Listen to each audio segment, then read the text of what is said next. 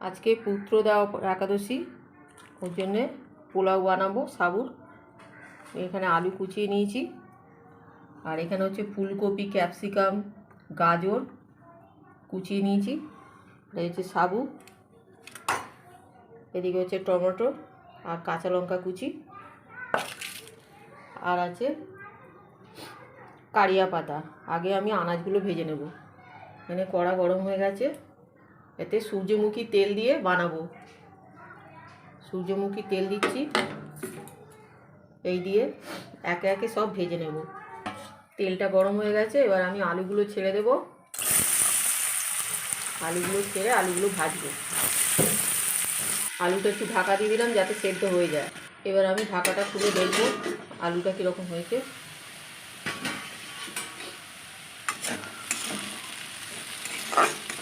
আলুটা একটু সেদ্ধ হয়ে গেছে, এতে আমি একটু নুন দিয়ে দেবো পরিমাণ মতো, যেটুকু লাগবে এই আলুটা।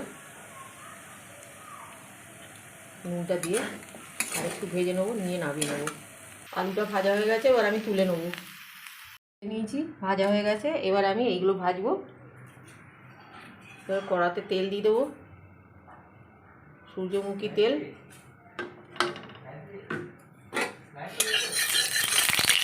তেলটা ভালো করে কড়ার চারদিকে মাখিয়ে দেবো। সামান্য একটু নুন দিয়ে দেবো যাতে না জড়ায়, বড্ড কড়াতে জড়িয়ে যায়।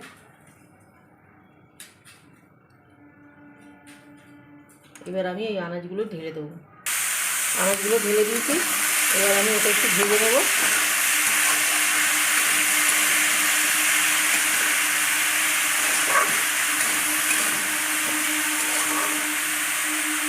আবার একটু ঢাকা দিয়ে দেবো, এটা ঢাকা দিয়ে দিলাম, তুলবো।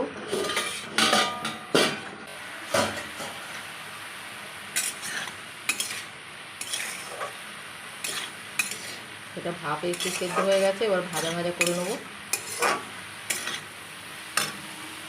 কপিটা এবার সামান্য একটু নুন দিয়ে দেবো, কারণ বসাবার সময় একটু নুন দিয়েছিলাম।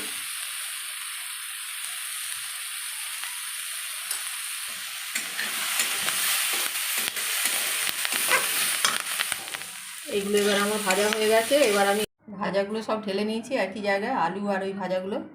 এবারে কড়ায় তেল দিয়ে নেব, সূর্যমুখী তেল।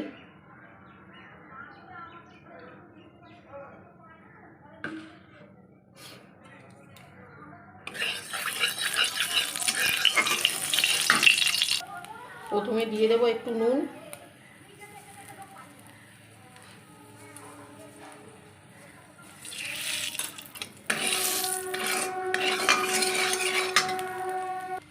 এবারে দিয়ে দেবো কারি পাতা,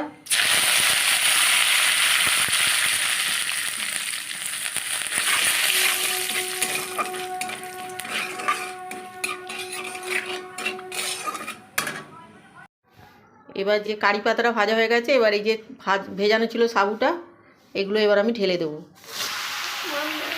এবার সাবুগুলো একটু নাড়তে নাড়তে সব একটা একটা করে আনাজ দিতে থাকবো। এতে এবার স্বাদ মতো নুন দিয়ে দিচ্ছি, আমি আনাজটা দিতে থাকবো। কিছুটা দিয়ে দিলাম, দিয়ে আবার নাড়াচাড়া করে আবার কিছুটা, এবার আর বাকি আনাজগুলো যেগুলো ছিল সব দিয়ে দিলাম। এরকম হয়ে গেছে, এই যে। এবারে আমি তেলটা গরম করে কাঁচা লঙ্কা, টমেটোটা দিয়ে দেবো। কাঁচা লঙ্কাটা আগে দিলে ঝাঁঝ বেরিয়ে যেত, জড়িয়েও যেত। টমেটোটা দিলে তাই দিয়ে দিই। তেল পর্যায়ে কাঁচা লঙ্কা, টমেটোটা দেবো।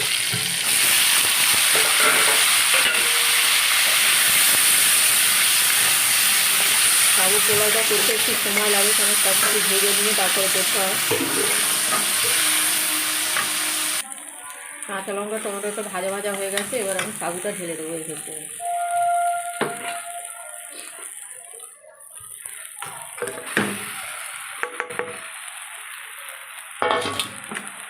ভালো করে মিশিয়ে নেব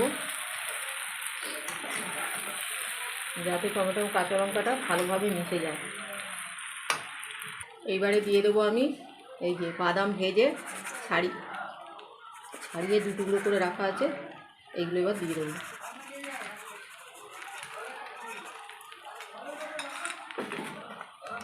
দিয়ে ভালো করে মিক্স করে নেব। এইবারে প্রসাদটা আমার তৈরি হয়ে গেছে, ভগবানকে লাগিয়ে দেব।